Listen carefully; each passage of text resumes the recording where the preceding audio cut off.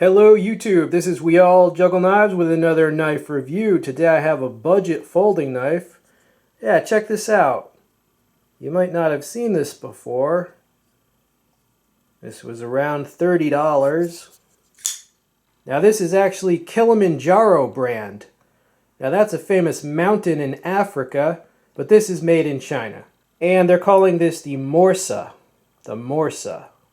It's a pretty interesting knife. I've known about this knife for several months, but it was $45 on Amazon, and I just was not willing to take a risk and pay that.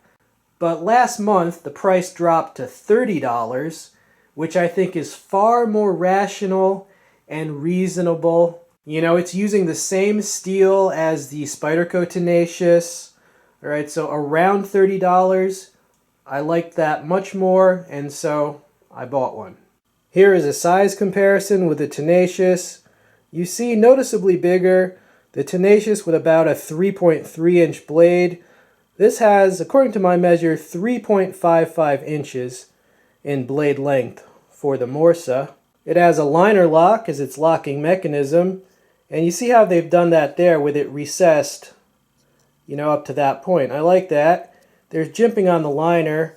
The lockup is rock solid, and the opening facility is a flipper or dual thumb studs. All right. And the blade shape is pretty interesting. It's kind of a modified sheep's foot. You see, it's very closely related to a Wharncliffe, but instead of a completely straight edge, there's a curve to the edge. It's also related to what they call a reverse tanto. But there's a little bit of curve to that part right there, whereas a reverse tanto has a straight, completely straight part there. So this blade shape has been cropping up more and more because it's good for slicing, good for draw cutting, and it's still pointy enough for piercing. For example, remember this ZT that I've reviewed? Yeah, you see, kind of a similar idea, not exactly the same. But yeah, a lot of knives have been cropping up with that type of blade shape.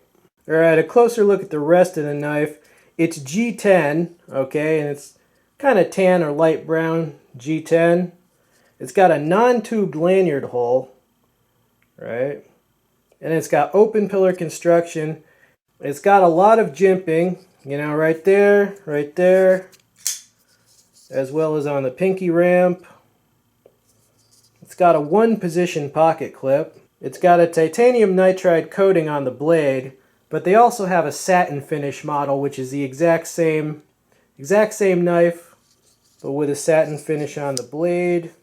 Now, the way this came, the pivot was extremely tight, to the point that you could not use the flipper to open it. When I first got this, it would just, you know, it would open like that and it would stop. What you have to do is adjust that pivot screw. And in order to adjust it, you're going to need one of these type of tools. I'm going to include a link to this tool because new people, you know, you're going to need something like this to adjust the pivots on your folding knives. Okay, and it's not that expensive either. But long story short, you know, you turn the pivot like that, and after you adjust it, you can basically open it like that. And the lockup is still solid, like there's no blade play even after loosening that because it was just super tight. Alright, so how is the edge on this? How is the edge? Not bad at all. I mean, it gets hung up a little, hold on. So medium sharp, you know, it's not super sharp, but